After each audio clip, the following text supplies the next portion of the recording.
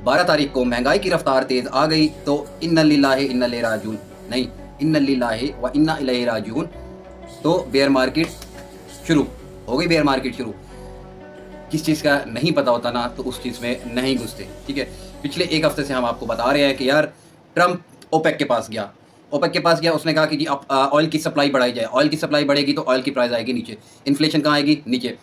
Stock market को उसने crash करवाया, स्टॉक मार्केट का पैसा कहाँ गया, स्टॉक मार्केट का पैसा गया बॉन्ड्स में, बॉन्ड की प्राइसेस ऊपर भी, बॉन्ड की यील्ड आ गई नीचे, बॉन्ड की यील्ड नीचे आई, इन्फ्लेशन वहाँ से नीचे आ गई, मॉर्गेज रेट्स वहाँ से नीचे आ गए, हाउसिंग इन्फ्लेशन वहाँ से कम हो गई। जब हाउसिंग इन्फ्लेशन कम होगी, एनर्जी इन्फ्लेशन कम होगी, पीछे क्या रहेगी, फूड इन्फ्लेशन, ठीक है। तब 3 में से 2 आपके जो है वो फैक्टर्स कम हो रहे हों तो ओवरऑल इन्फ्लेशन पे इम्पैक्ट पड़ता है, और बैक एंड पे फूड इन्फ्लेशन भी कम हुई है, लेकिन उस टाइम मेरे पास डाटा नहीं था कि फूड इन्फ्लेशन को मैं साथ शामिल करता। वहाँ से अब मज़े की बात क्या है, वहाँ से आपकी अनएम्प्लॉयमेंट 4.1 पे चली गई, अनएम्प्लॉयमेंट बढ़ गई, इन्फ्लेशन नीचे आ गई। बैलेंस रखना है, ठीक है। फेड का क्या गोल है, 2 गोल हैं, अनएम्प्लॉयमेंट को नीचे लाना यानी एम्प्लॉयमेंट को बढ़ा देना, वहाँ से इन्फ्लेशन को नीचे लाना, लेकिन ये बैलेंस में चलेंगे। इन्फ्लेशन स्पीड से नीचे आ गई, 3.0 से 2.8 ईयर ऑन ईयर इन्फ्लेशन नीचे आ गई। उसके बाद आपकी core CPI month on month 0.4 से 0.2 हो गई। उसके बाद real CPI month on month 0.5 से 0.2 हो गई।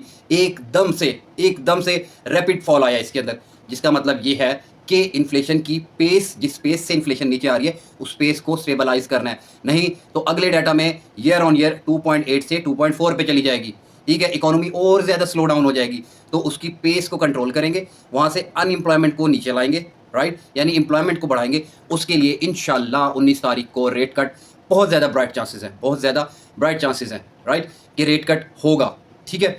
उसके बाद एक सवाल था, बहुत सारे लोगों का सवाल था बॉन्ड यील्ड से मुतालिक कि $7 ट्रिलियन की अगले 6 मंथ में रीफाइनेंसिंग होनी है, तो ये बॉन्ड यील्ड नीचे आ रही है, इसका क्या इम्पैक्ट है, कैसे होगा, क्या सारा कुछ है, इसका ताल्लुक क्या है, क्यों इससे क्या ताल्लुक है, इसका इन्फ्लेशन से क्या ताल्लुक है, बॉन्ड प्राइस का, बॉन्ड यील्ड का, ग्रुप में आप सबको बता दिया था।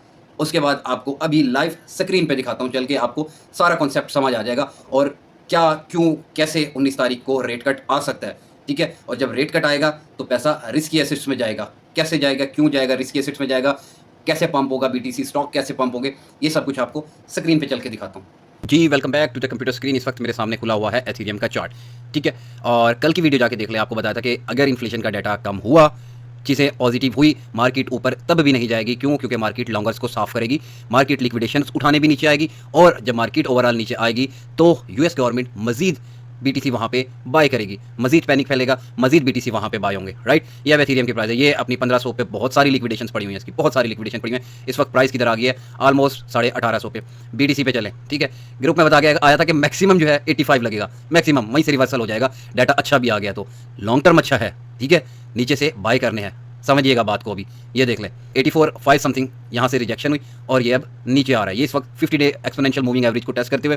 उसके बाद सबसे पहला टेस्ट जो है ये कहाँ होगा, ये होगा ऑलमोस्ट 75,000 पे, जहाँ पे आपकी 55 डे एक्सपोनेंशियल मूविंग एवरेज आ रही है। उसके बाद फिर आपकी यहाँ पे एक सपोर्ट पड़ी हुई है, ठीक है, 73,500 पे। उसके बाद मेजर लिक्विडेशंस आपकी कहाँ पे पड़ी हुई हैं, वो मेजर लिक्विडेशन आपकी 63, 64 पे पड़ी हुई हैं, राइट, जहाँ पे ये आपकी 100 डे एक्सपोनेंशियल मूविंग एवरेज ये आ रही है। यहाँ तक भी बीटीसी आ सकता है, जी हाँ, लेके आ सकते हैं ये लोग, ठीक है, पॉसिबिलिटी है। हम स्पॉट वाले बुलिश है, जैसे जैसे नीचे आएगा हम लोग यहाँ पे मजीद और डीसीए करेंगे, क्यों, क्योंकि इस वक्त जो मार्केट में न्यूज़ हैं वो इंशाल्लाह हमारा टारगेट 10x कुछ भी नहीं है, ब्रेक इवन के बाद 10x क्या, हम इंशाल्लाह कोशिश करेंगे कि उससे भी मजीद एक्सिस हम लोग ले सके, राइट। उसके बाद S&P 500 पे आ जाएं। S&P 500 हालांकि न्यूज़ तो गुड थी, क्यों क्रैश हो रहा है, क्यों क्रैश हो रहा है, अभी समझें बात को, अभी समझाता हूँ सारा कुछ कि S&P 500 क्यों नीचे आ रहा है, ठीक है, सब चीज़ें आपको समझाता हूँ। यहाँ से चार्ट्स को ले जाते हैं थोड़ा सा ऊपर, ठीक है, चार्ट को यहाँ से ले जाते हैं थोड़ा सा ऊपर, यहाँ पे आपको हर चीज़ समझाता हूँ मैं, और थोड़ा सा अटेंटिव बैठना है आप लोगों ने, ठीक है। आपका सवाल था बॉन्ड यील्ड से मुतालिक, ठीक है, स्टॉक्स को क्यों क्रैश करवाया गया, ठीक है। लेट्स से जी ये आ गए हमारे पास स्टॉक्स, ठीक है, स्टॉक से पैसा निकलता है, ठीक है, स्टॉक से पैसा निकलता है, वो पैसा किधर जाता है, वो पैसा जनाब चला जाता है ट्रेजरी बॉन्ड्स में, ठीक है, ट्रेजरी बॉन्ड्स में वो पैसा चला गया, ठीक है। अच्छा, जब ट्रेजरी बॉन्ड्स में पैसा गया तो बॉन्ड्स की जो प्राइस है, ठीक है, बॉन्ड्स की जो प्राइस है, क्योंकि डिमांड बढ़ेगी तो बॉन्ड्स की प्राइस बढ़ेगी, ठीक है, बॉन्ड्स की प्राइस बढ़ गई, और बॉन्ड्स की जो यील्ड है, ठीक है, बॉन्ड्स की जो यील्ड है, यील्ड क्या होता है, यील्ड बेसिकली वो रिटर्न होता है, ठीक है, वो रिटर्न होता है जो बॉन्ड के अंदर इन्वेस्टमेंट पे इन्वेस्टर को मिलेगा। बॉन्ड की प्राइस बढ़ गई लेकिन बॉन्ड की यील्ड नीचे आ गई, ठीक है। अब बॉन्ड के ऊपर आपको क्या मिल रहा होता है, आपको बॉन्ड के ऊपर मिल रहा होता है एक कूपन रेट, ठीक है। क्या मिल रहा होता है बॉन्ड के ऊपर आपको, आपने मिक्सअप नहीं करना इन चीज़ों को। बॉन्ड के ऊपर आपको मिल रहा है कूपन रेट, ओके। ये बॉन्ड पे आपको कूपन रेट मिल रहा है, लेट्स से ये रेट मिल रहा है आपको 5%, ठीक है। इसको आपने मिक्स नहीं करना, किस चीज़ से मिक्स नहीं करना, फेडरल फंड रेट से, ठीक है। जो बैंक के इंटरेस्ट रेट होते हैं वो कुछ और होता है, ये कूपन रेट है बॉन्ड के ऊपर, ठीक है। फेड का रेट कुछ और है, ठीक है। फेड्स का रेट इस वक्त कुछ हो रहा है। लेट्स सपोज अभी क्या चल रहा है, आई थिंक यहाँ एक ले लेते हैं जी 4.75, ठीक है। ये फेड्स का रेट चल रहा है, आपने मिक्सअप नहीं करना, यहाँ चीज़ों को मिक्सअप नहीं करना, राइट। अच्छा, अब क्या क्या सिनेरियो है, थोड़ा सा इसको ऐसे कर लेते हैं, ठीक है, और इसको ले आते हैं यहाँ पे, ओके। तो स्टॉक से मैंने निकाला, मिसाल के तौर पे यहाँ से $1000 मैंने निकाल लिया, ठीक है। स्टॉक से मैंने $1000 निकाल लिया।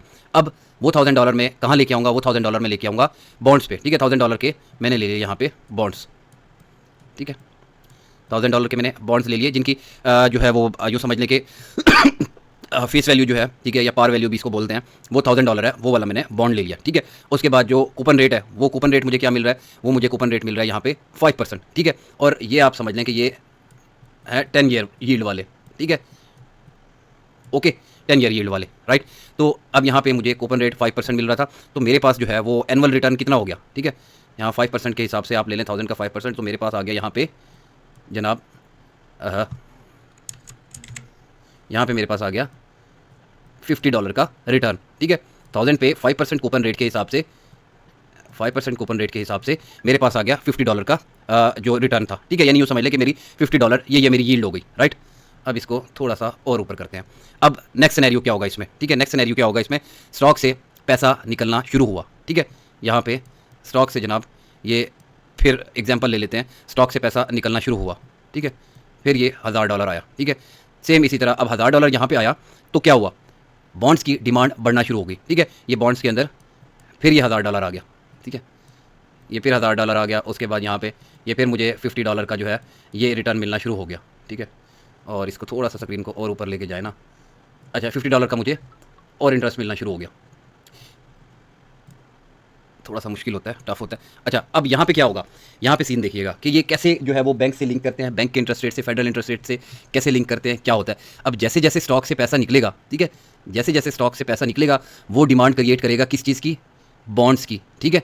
बॉन्ड्स की डिमांड बढ़ेगी, जब बॉन्ड्स की डिमांड बढ़ेगी तो बॉन्ड्स की प्राइस भी यहाँ पे बढ़ेगी, लेकिन बॉन्ड्स के ऊपर यील्ड जो है वो कम होना शुरू हो जाएगी, ठीक है। यील्ड कम होना शुरू हो जाएगी। लेट्स से अब ये जो $1000 वाला जो आपके पास जो बॉन्ड था, जिसकी जो पार वैल्यू थी वो $1000 थी, डिमांड बढ़ने की वजह से स्टॉक से पैसा निकल रहा था, मुसलसल पैसा आ रहा था बॉन्ड्स में, वो डिमांड आपने बढ़ा दी। 1000 ईयर जो 10 ईयर यील्ड वाले जो जिनकी फेस वैल्यू $1000 है, बॉन्ड की पर बॉन्ड जिसकी वैल्यू $1000 है और उसके ऊपर कूपन रेट 5% है, यानी $50 का एनुअल रिटर्न मिल रहा है जिसके ऊपर, वो वाले 10 ईयर बॉन्ड्स जो है उनकी यील्ड गिर गई, ठीक है। कैसे, मिसाल के तौर पे अभी 1000 वाला जो बॉन्ड है, इसको खरीदने के लिए जनाब, इसको खरीदने के लिए 1200 निकला, यहाँ पे आ गया, ठीक है, यहाँ पे आ गया आपके पास 1200, ठीक है।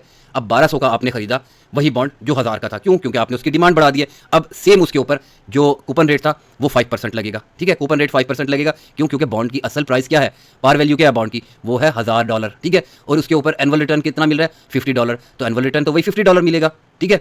प्राइस उसकी बढ़ा दी ना, उसकी जो है पार वैल्यू आपने बढ़ा दी है, वो 1200 कर दिया, लेकिन जो छपा था बॉन्ड 10 ईयर यील्ड के हिसाब से 5% कूपन रेट के हिसाब से वो आपको रिटर्न दे रहा था 50 का, ठीक है। तो अब यहाँ पे इसको आप डिवाइड कर दें 50 से, ठीक है। इसको 50 से अगर आप डिवाइड करते हैं तो रुके, let me calculate, 50 divided by 1200, 0.041 multiply by 100, जी, ये आपके पास जनाब आ गया 4.16, रुके यार, 4.16% ये आपकी हो गई यील्ड, ठीक है। पहले यील्ड क्या थी आपके पास, ठीक है, ये थी 5%, ठीक है। यही आपकी ये कूपन रेट था, यही ये आपकी यील्ड थी। अब वो यील्ड कितनी हो गई, वो हो गई 4.16%, ठीक है। 4.16%, तो आपकी यील्ड क्या होगी, गिर गई, ठीक है, यील्ड आपकी गिर गई। अब रुकिएगा ज़रा, आगे समझिएगा, ठीक है, सारा कुछ आज आपको आपका भाई समझाएगा यहाँ पे। अच्छा, अब ये डिमांड मुस्तकिल यहाँ पे बढ़ती जा रही है। क्यों? क्योंकि डिमांड बढ़ी तो पीछे से बॉन्ड्स लिमिटेड हैं। जो ये जो 10 ईयर बॉन्ड्स हैं आपके पास, ये लिमिटेड छपे हुए हैं, जिनके ऊपर कूपन रेट 5% है। अब जैसे जैसे इसकी प्राइस बढ़ी तो यील्ड कम हो रही है, ठीक है, इसकी यील्ड कम हो रही है बॉन्ड्स की। अब इसकी डिमांड जो है वो कम करने के लिए, इसकी प्राइस कम करने के लिए, ऑब्वियसली डिमांड इसकी कम करने के लिए क्या करते हैं, जो न्यू बॉन्ड्स मार्केट में आता है ना, उस बॉन्ड का रेट गिरा देते हैं, ठीक है, उस बॉन्ड का कूपन रेट कर देते हैं, लेट्स से यहाँ पे कूपन रेट न्यू बॉन्ड का वो हो जाता है, एक मिसाल ले लेते हैं जनाब, वो कर देते हैं 3.5%, ठीक है, वो 3.5% हो गया। जब नए बॉन्ड्स का रेट 3.5% होगा तो पिछलों की डिमांड और ज़्यादा बढ़ेगी। पिछले कौन से हैं? ये वाले, इनकी डिमांड और ज़्यादा बढ़ेगी तो इनकी प्राइस और ज़्यादा बढ़ेगी। जब इनकी प्राइस और ज़्यादा बढ़ेगी तो ये वाली जो यील्ड है वो और ज़्यादा ड्रॉप होगी, क्योंकि ये 1300 का होगा, फिर ये 1400 का भी होगा, वही 50 के हिसाब से इसकी यील्ड और ज़्यादा कम होती जाएगी। अच्छा, जब यील्ड कम होती जाएगी तो सुनिएगा कि ये इन्फ्लेशन पे कैसे इफेक्ट डालेगा।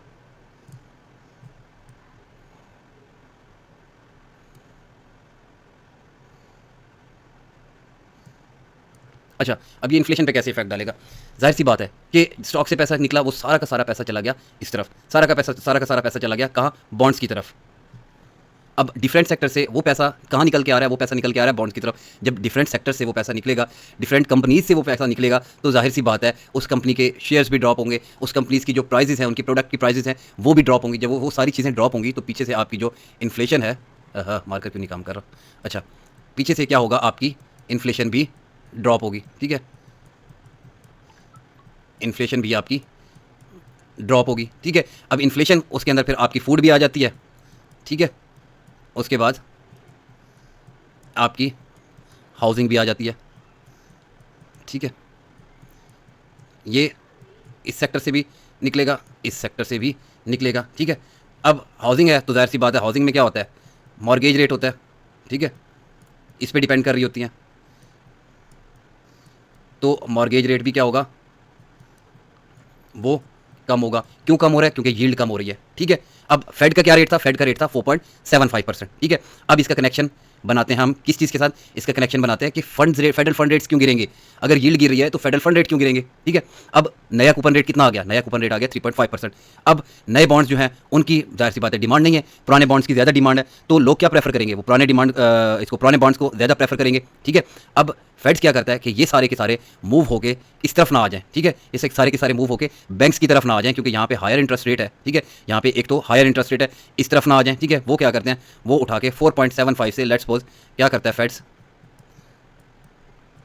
फेड अपना रेट ड्रॉप कर देता है, ठीक है, वो आ गया 4% पे, ठीक है, वो आ गया फेड का रेट 4% पे, ठीक है। अच्छा, ये सारा सिनेरियो जो है वो एक शॉर्ट टर्म में चलेगा, ठीक है, ये सारा का सारा सिनेरियो एक शॉर्ट टर्म में चलेगा। फेड रेट कितना हो गया? 4%, ठीक है। यहाँ क्यों? क्योंकि यील्ड गिर गई थी, ये सारे के सारे इस तरफ ना आ जाएं तो फेड ने भी रेट गिरा दिया। अब फेड ने जब रेट गिराया, ठीक है, उसकी एक तो वजह ये थी कि पीछे से इन्फ्लेशन स्पीडली गिरना शुरू हो गई थी, ठीक है, इन्फ्लेशन स्पीडली गिरना शुरू हुई, यहाँ से यील्ड स्पीडली गिर रही थी, वहाँ से मॉर्गेज रेट स्पीडली गिर रहे थे, ठीक है, मॉर्गेज रेट्स गिरे तो हाउसिंग इन्फ्लेशन भी कम हो गई, राइट। अब ये सारे के सारे मूव ना कर जाएं बैंक्स की तरफ, ठीक है, क्योंकि जाहिर सी बात है ऐसी कंडीशन में क्या होता है? ऐसी कंडीशन में ये मूव होते हैं कहाँ पे? सेफ साइड पे, सेफ हेवन की तरफ मूव होते हैं। तो ये सारे के सारे इस तरफ ना मूव कर जाएं तो फेड क्या करता है? फेड ने जनाब इंटरेस्ट रेट अपना गिरा दिया। जब इंटरेस्ट रेट गिराया तो उससे क्या हुआ? जितने भी बिजनेस सेक्टर हैं, ठीक है, उसके बाद इंडिविजुअल हैं, उनके पास मनी एक्सेस आ गई, उनके पास पैसे की एक्सेस आ गई, ठीक है, वो पैसा आम होगा, ठीक है। उसके बाद अब यहाँ पे इनको क्या मिल रहा है? यहाँ पे 4% रेट मिल रहा है, वहाँ यील्ड कम हो गई है, ये सारा पैसा फिर यहाँ से निकलेगा, ठीक है, ये सारा का सारा पैसा जो है ये बॉन्ड से निकलेगा, राइट। ये बॉन्ड से निकल के ये सारा का सारा पैसा ये दोबारा जाएगा स्टॉक्स में, ठीक है, ऊपर ये छोटा हो गया क्योंकि मेरे पास बोर्ड छोटा है, ये बॉन्ड से निकलेगा, ये सारा का सारा पैसा जाएगा दोबारा स्टॉक्स में, ठीक है। उसके बाद यहाँ पे ये पैसा क्रिप्टो में भी आएगा, ठीक है, रिस्की एसेट्स की तरफ आएगा ना, क्योंकि रिस्की एसेट्स में अब ज़्यादा रिटर्न मिल रहा है, ठीक है। उसके बाद ये पैसा आपका रियल स्टेट में भी जाएगा, ठीक है, ये पैसा यहाँ पे आपका रियल स्टेट में भी जाएगा, ठीक है।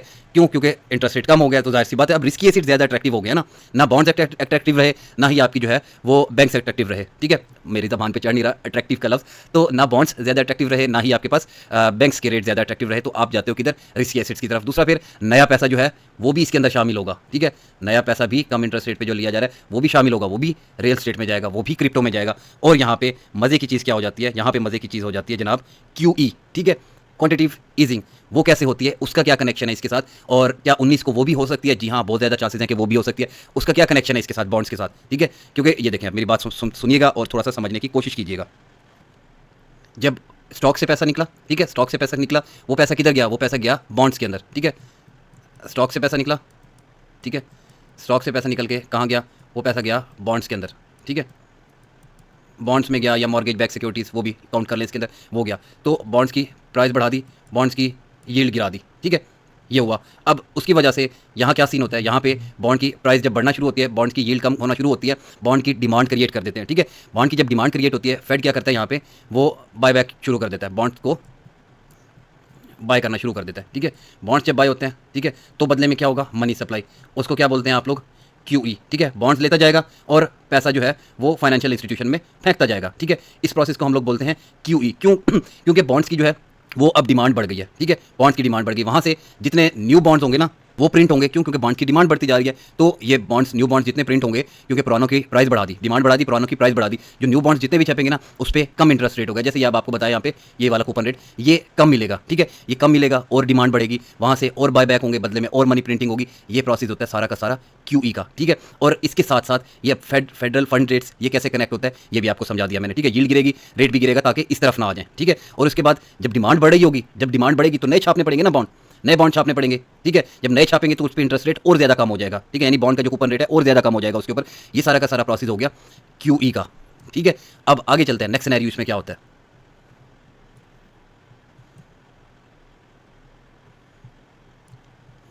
अब नेक्स्ट सिनेरियो क्या हुआ इसके अंदर? नेक्स्ट सिनेरियो ये हुआ कि जब डिफरेंस यहाँ पे क्रिप्टो में, स्टॉक्स में इस तरफ पैसा गया, इंटरेस्ट रेट कम हो गया था, फेड्स ने इंटरेस्ट रेट गिरा दिया, ठीक है। इंटरेस्ट रेट गिराया तो कंज्यूमर स्पेंडिंग बढ़ गई, ठीक है। जब कंज्यूमर स्पेंडिंग बढ़ी तो ऐसा ऐसा जो है वो क्या हुआ? इन्फ्लेशन ट्रिगर होना शुरू हो गई, ठीक है। ऐसा ऐसा आपकी इन्फ्लेशन, जिसमें आपकी फूड भी आ गई और एनर्जी भी और उसके बाद हाउसिंग सब कुछ आ गई, तो इन्फ्लेशन होना शुरू हो गई ज़्यादा, ठीक है। जब इन्फ्लेशन ज़्यादा होगी, महंगाई चीज़ों की बढ़ेगी, ठीक है, तो उसकी जो है डिमांड कम हो जाएगी, ठीक है।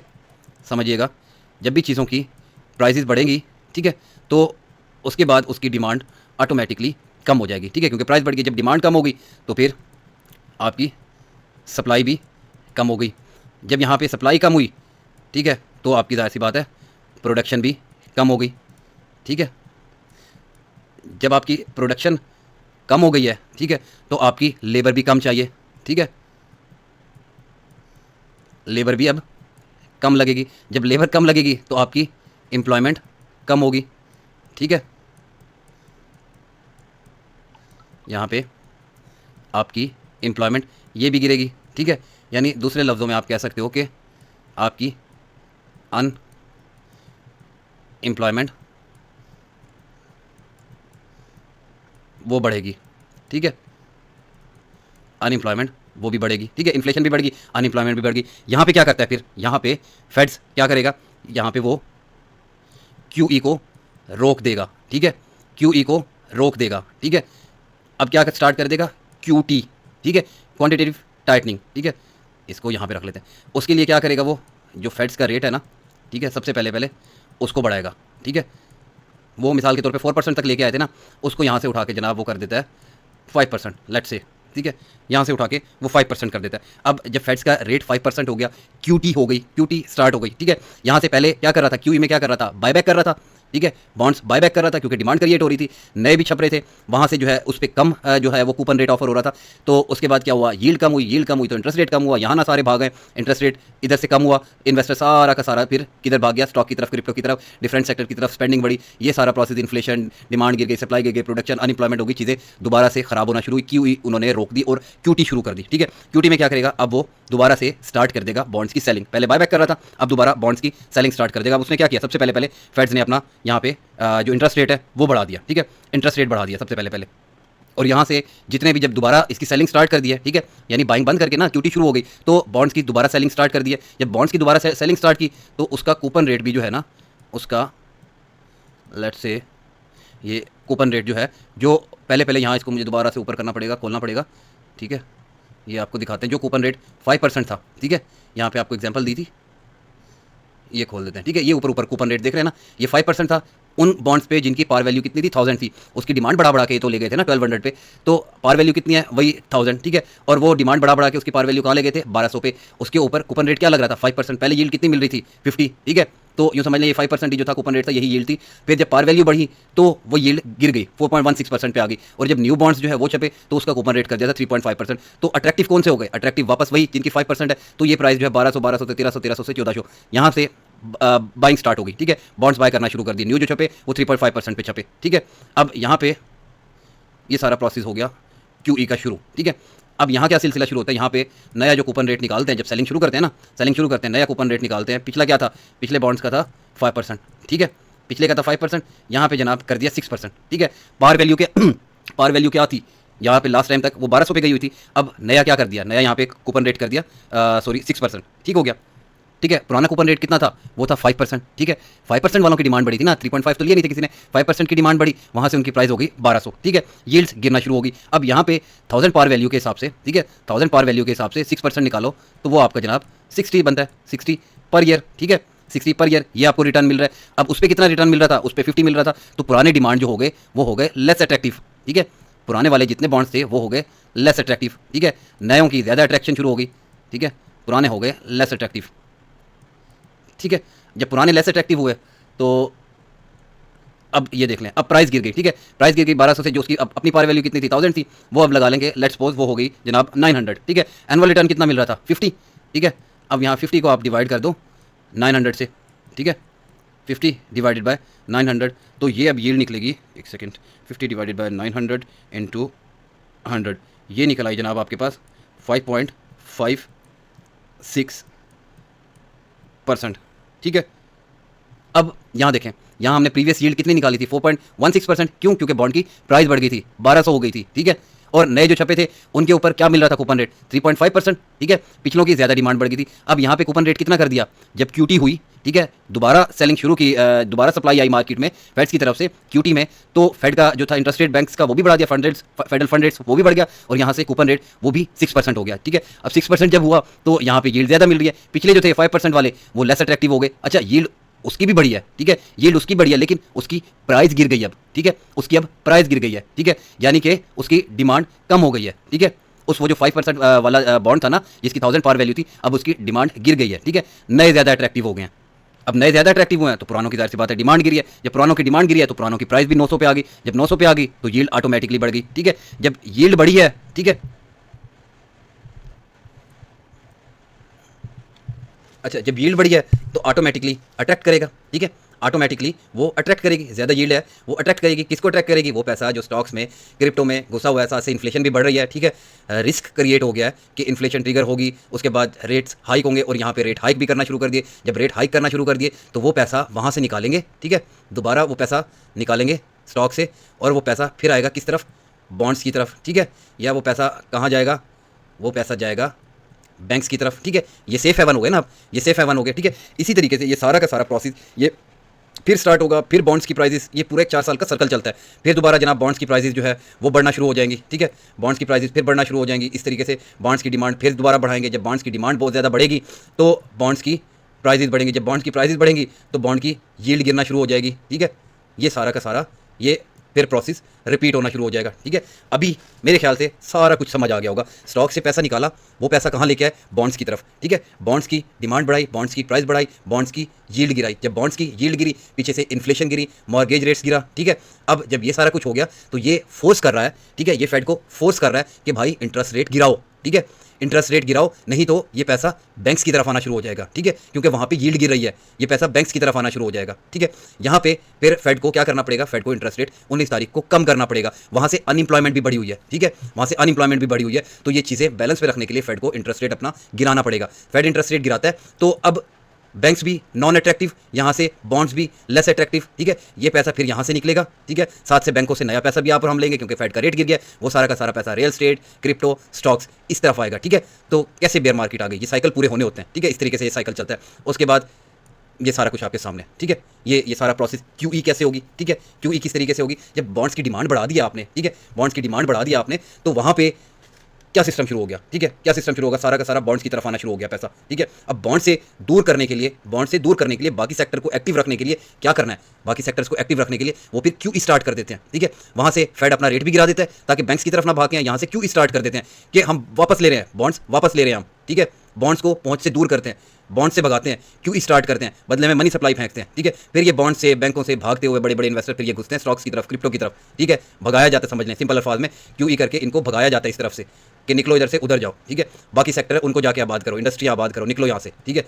फिर ये सारे के सारे यहाँ पे आते हैं, जब यहाँ पे आते हैं उसके बाद बाकी सेक्टर्स में आएंगे, वहाँ पैसा लगाएंगे, वो ऐसा ऐसा जो ज़ाहिर सी बात है चीज़ों की डिमांड क्रिएट होगी, चीज़ों की प्राइसेस बढ़ेंगी और उसके बाद फिर इन्फ्लेशन ट्रिगर होगी। जब फिर इन्फ्लेशन ट्रिगर होगी फिर क्यूई बंद करेंगे, ठीक है, फिर क्यूई स्टार्ट होगी, फिर वही बॉन्ड्स जो पहले खरीद लिए थे, ठीक है, अब उस बॉन्ड की दोबारा सेलिंग शुरू हो जाएगी, नए छाप देंगे, कूपन रेट भी अच्छा दे देंगे, ठीक है, यील्ड भी ज़्यादा नजर आ रही होगी। फिर वही इन्वेस्टर लालची लोग फिर वो स्टॉक्स के क्रिप्टो से निकलते हुए फिर सेफ हेवन की तरफ आएंगे, क्योंकि फेड्स का भी, बैंक्स का भी रेट बढ़ गया, वहाँ पे भी अच्छा इंटरेस्ट मिल रहा है, बॉन्ड्स में भी अच्छा इंटरेस्ट मिल रहा है, इन्फ्लेशन ट्रिगर हुई है, ठीक है, रिसेशन की तरफ ना चले जाए। फिर वो क्या करते हैं, फिर वो दोबारा इस तरफ आते हैं सेफ हेवन की तरफ, ठीक है। वहाँ से सेफ हेवन की तरफ आएंगे, पिछली चीज़ों की जान छोड़ेंगे, ठीक है, तो वहाँ से फिर दोबारा डिमांड गिरेगी, प्राइस गिरेगी, तो ऐसा ऐसा इन्फ्लेशन भी नीचे आएगी, ठीक है। तो ये सारा सिलसिला होता है, ये किस तरीके से चीज़ें अट्रैक्ट आपस में जो है वो कोरिलेट करती हैं, ठीक है। आई थिंक ये सारा का सारा साइकिल आपको इससे सिंपल अल्फाज में शायद मैं आपको ना समझा सकूँ या आपको नहीं समझा सकता था, ठीक है। 2018 में भी ये हुआ, ठीक है, क्यूई 2018 कह रहा हूँ, सॉरी 2008 में जब रिसेशन हुआ था, ठीक है, इन्फ्लेशन भी बढ़ गई थी, अनएम्प्लॉयमेंट भी बढ़ गई थी, फिर क्यूई 1 हुई थी, ठीक है,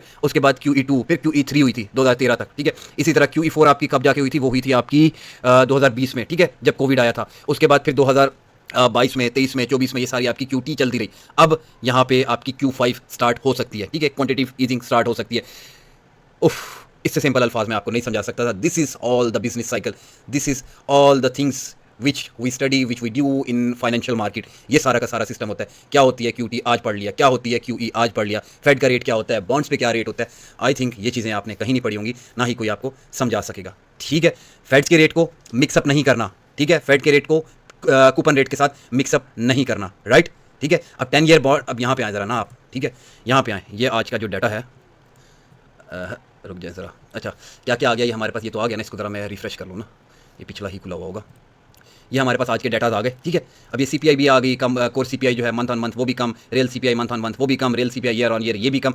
इसकी पेस को भी रोकना है, जाहिर सी बात है, QE करनी है, QE करनी है, इंटरेस्ट रेट गिराना है, इंटरेस्ट रेट गिराएंगे तो पैसा निकलेगा, ठीक है। यहाँ पे फेड अपना, जो फेड ने इंटरेस्ट रेट 4% है ये गिराया ना, वहाँ से फेड अपना इंटरेस्ट रेट गिराएगा तो मनी सप्लाई होगी, ठीक है। ये सारा का सारा पैसा फिर मूव होगा दूसरे सेक्टर में, जब मूव होगा तो ये ऐसा महंगाई क्रिएट करेगा, तो ये जो एकदम 3 से गिर के 2.8 पे आएगी ना, तो इसकी पेस स्लो होगी, ये वरना बहुत स्पीड से ये गिरना शुरू हो जाएगी, वो भी सारा चीज़ें अनबैलेंस होंगी, ठीक है। उसके बाद और मजीद देख लें जी क्या डाटा है, आज 7:30 पे आना था क्रूड ऑयल, ठीक है, क्रूड ऑयल इन्वेंट्री कम हो गई। अब ये जनाब जो प्रीवियस था 3.6 था, फोरकास्ट 2.1 था, एक्चुअल कम आ गया। अब एक्चुअल कम आया यानी कि इन्वेंट्रीज कम है, ठीक है। ऑयल की फर्म्स जो है, ऑयल फर्म्स जो है उनके पास ऑयल की इन्वेंट्री कम है, क्यों, क्योंकि ऑयल की, लेट्स सपोज ऑयल की डिमांड बढ़ी हुई है, जब ऑयल की डिमांड बढ़ी हुई है तो फिर ऑयल की प्राइस बढ़ी हुई है, ये इन्फ्लेशन को ट्रिगर करेगा, ठीक है। अब जो पिछले मंथ का सारा हमारे पास डाटा आया है, ठीक है, वो क्या बता रहा है, वो जिस स्पेस पे आया वो बता रहा है कि जनाब इन्फ्लेशन ड्रॉप हुई है। अब इसको क्लिक करें, ठीक है, ये हफ्ते में कई दफ़ा इसके डाटा आ रहे होते हैं। अब यहाँ देखें जनाब 5 फरवरी का है, उस वक्त प्रीवियस जो थी इन्वेंट्री 3.5 मिलियन, ठीक है, ये बैरल्स में होता है, 3.5 मिलियन था, फिर फोरकास्ट किया था 2.4, ये आगे 8.7 मिलियन, यानी इन्वेंट्री ज़्यादा थी। जो वो ओपेक के पास गया था ना ट्रम्प कि ऑयल की सप्लाई बढ़ाओ, सप्लाई ज़्यादा थी तो प्राइस कम थी। यहाँ पे भी सप्लाई ज़्यादा पड़ी हुई थी, फोरकास्ट से सप्लाई ज़्यादा पड़ी हुई थी, यहाँ पे भी सप्लाई ज़्यादा पड़ी हुई थी, ठीक है। ये सारी सप्लाई जब ज़्यादा पड़ी हुई थी तो इट मीन्स कि ऑयल की प्राइसेस कम थी। जब ऑयल की प्राइसेस कम थी तो जाहिर सी बात है कि ये ओवरऑल इन्फ्लेशन भी सारी की सारी आपके पास कम आई है। CPI month on month, year on year, ये सारी की सारी आपकी कम आई है, ठीक है।